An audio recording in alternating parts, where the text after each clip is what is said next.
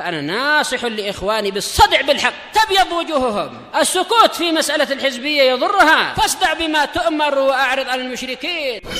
سلامي على دماج ورجالها والشيخ يحيى ودار العلم يا سعد بانيها. قال الإمام النووي رحمه الله تعالى Al-Babu Tasi' Ba'dal Mi'atain 209. Bab istihbabi rak'ataini ba'dal wudu. Disunnahkan mengerjakan sholat 2 rakaat setelah wudu, yang dipanggil oleh para fuqaha apa? Sholat sunnah wudu. Sebagai bentuk penghormatan pada wudu dan sebagai bentuk pemanfaatan, yaitu pengambilan manfaat, seperti yang dijelaskan oleh sebagian pensyarah di dalam Sahih Bukhari dan Sahih Muslim, yaitu agar wudhu kita itu tidak sekedar wudhu, tetapi juga ada nilai sholatnya, karena wudhu ini memang disyariatkan untuk menyempurnakan, untuk menjadi syarat sah sholat. Maka hendaknya selesai wudhu ada sholat, walaupun tidak sampai wajib. Sholatnya sholat yang mustahabah. Apakah boleh orang sekedar wudhu menjaga kesucian tapi tidak sholat? Boleh saja. Nabi mengatakan la yuhafidhu alal wudhu illa mu'min. Tidak ada yang memelihara wudhu kecuali mukmin. Hanya saja memang sangat dianjurkan wudhunya kita lanjutkan dengan amalan yang disyaratkan adanya wudhu, yaitu sholat. Memang inti wudhu sebenarnya adalah untuk menyebabkan sholat itu menjadi sah. Maka dianjurkan kita sholat selesai wudhu. Ulama bersepakat bahwasanya kalau kita selesai wudhu kita mengerjakan sholat wajib, itu pun sudah mencukupi dalil yang ada ini. Jadi sholat sunnah wudhu boleh merupakan sholat khusus, boleh sholat-sholat yang lain. Yang penting selesai wudhu kita adakan sholat itu. Tak masalah apakah sholat wajib, ataukah sholat duha, ataukah qiyamul lail, atau istikharah, atau tahiyatul masjid dan seterusnya itu.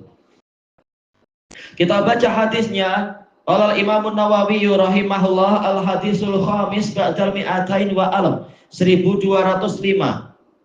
An Abi Hurairah radhiyallahu anna Rasulullah sallallahu alaihi wasallam qala li Bilal, bahwasanya Rasulullah sallallahu alaihi wasallam bertanya kepada Bilal.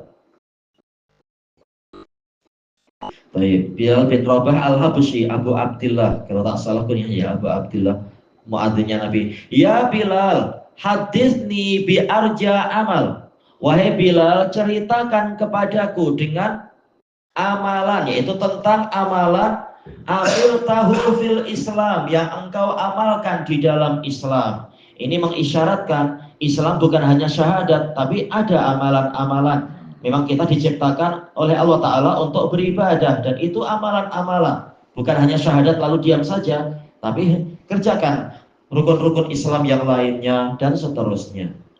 Jadi ada amalan amil tahu fil Islam, yang engkau amalkan di dalam Islam ini. Adapun sebelum Islam, jelas amalan itu gugur sebelum orang masuk Islam. Kecuali setelah dia masuk Islam, maka amalan yang sebelum dia masuk Islam, amalan soleh yang memenuhi syarat, maka dicatat sebagai kebaikan juga. Cuma yang ingin Nabi tanyakan di sini di dalam Islam. Sebabnya apa? Fa inni sami'tu dafa na'laika baina yadayya fil jannah, karena sungguh aku mendengar derak kedua sandalmu, derak langkah sandalmu itu, ketukan sandalmu, dafa, ketukan. Terkadang dafa itu adalah tolakan. Di hadapanku di surga. Bila Nabi mendengar itu, dijelaskan oleh kebanyakan pensyarah, yaitu di alam mimpi beliau. Beliau bermimpi masuk surga, tapi ternyata mendengar langkah Bilal di hadapan beliau. Hadis ini menunjukkan bahwasanya Bilal termasuk dari penduduk surga. Jadi ahlul jannah, ini kabar gembira. Jadi yang mendapatkan kabar gembira dengan surga bukan hanya 10, ya memang dalil banyak sekali tentunya. Termasuk diantaranya adalah Bilal. Dan hadis ini menunjukkan bahwasanya Nabi Muhammad SAW tidak tahu perkara gaib secara mendasarnya. Karena kalau tidak diberitahu, beliau tak tahu apa saja amalan Bilal itu. Namun memang Nabi juga mendapatkan ilmu gaib dengan kehendak Allah Ta'ala. Jadi secara mutlak Nabi tak tahu perkara gaib, karena Nabi sudah melarang umatnya mengucapkan yang seperti itu. Tatkala ada dua gadis kecil yang bukan penyanyi, mereka mendendangkan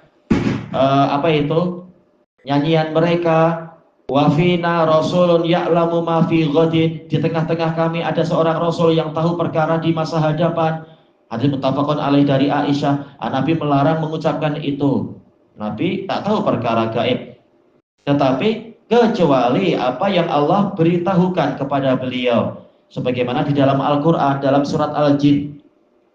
Nabi SAW yaitu Allah Ta'ala berfirman, alimil ghaibi fala yudhiru ala ghaibihi ahada illa man irtada mir rasul. Dialah yang mengetahui perkara yang gaib, yaitu Allah yang mengetahui perkara gaib.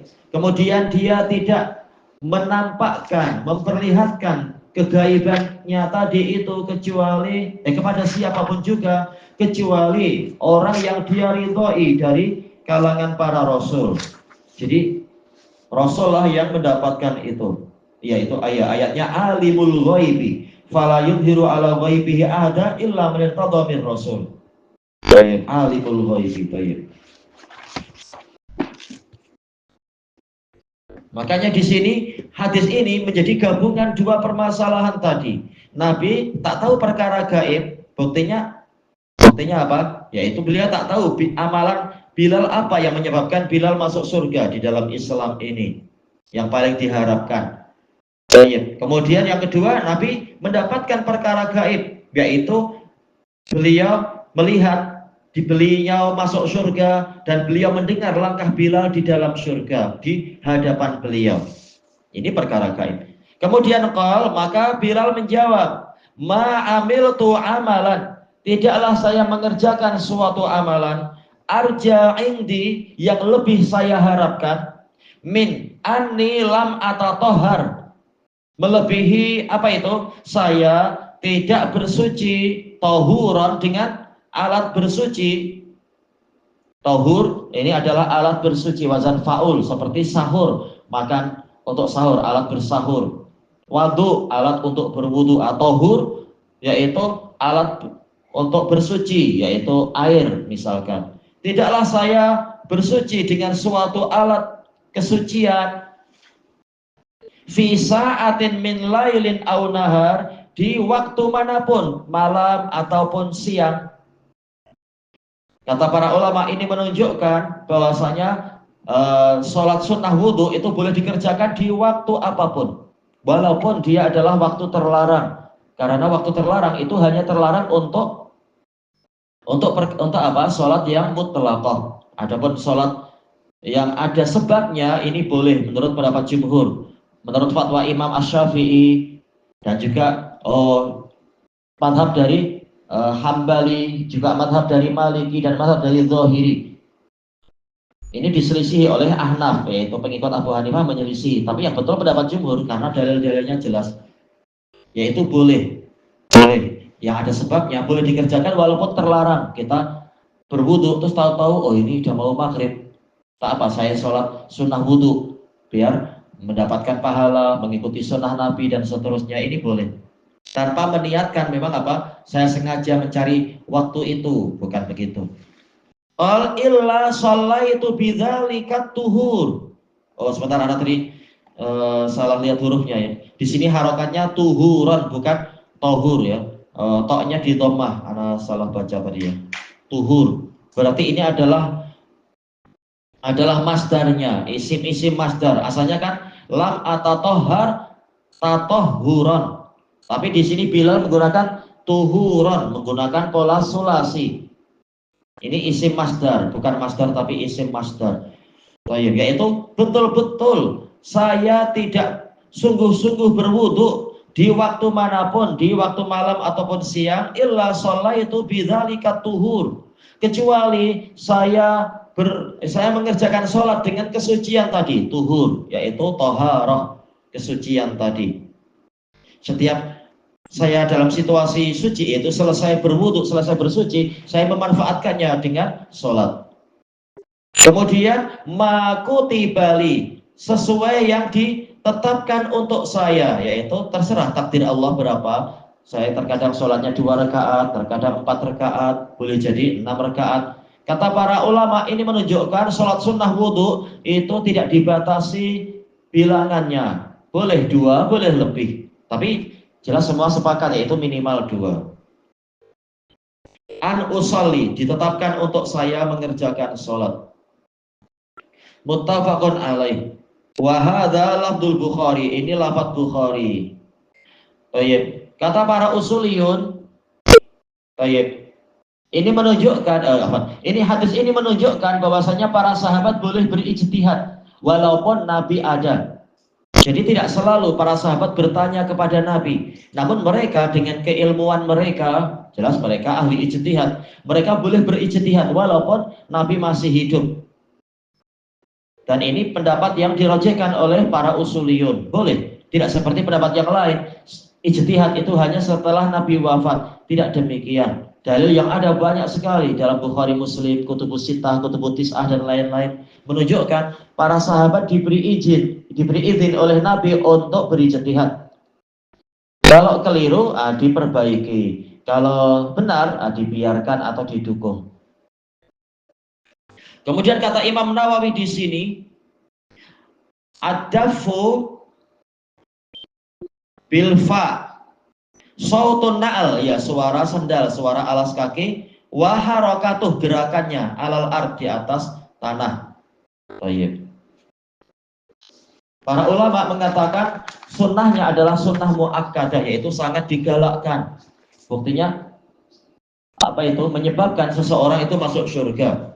Satu pembahasan terakhir di sini, bukankah Nabi Muhammad SAW yang pertama kali masuk surga sebelum nabi-nabi yang lain? Sebagaimana umatnya lah yang pertama kali masuk surga sebelum umat yang lain. Tapi bagaimana Nabi didahului oleh Bilal? Ini dibahas oleh Imam Ibnul Qayyim rahimahullahu ta'ala di dalam kitab beliau Hadil Arwah. Tetap secara umum Nabi Muhammad lah yang pertama. Beliaulah yang mengetuk pintu.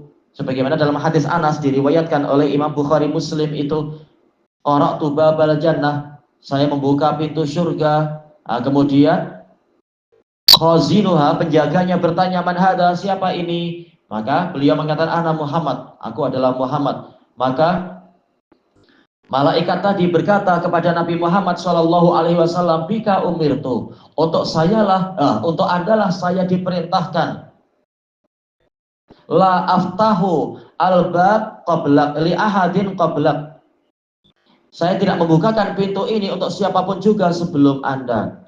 Baik. Jadi memang Nabi lah yang pertama. Namun kenapa Bilal ada di depan? Boleh jadi maksudnya adalah tetap Nabi yang mengetuk, kemudian pintunya dibukakan untuk Nabi. Hanya saja karena Bilal sebagai pengiring beliau, sebagai pengawal dan pengiring pelayan, mungkin sekarang dipanggil eskort, tetap akhirnya apa ya? Tetap Bilal yang masuk duluan untuk mengemas ini, merapikan itu, mengawasi ini, sebagaimana di dunia dia berbuat itu untuk Nabi. Tetap secara umum Nabi lah yang pertama kali masuk.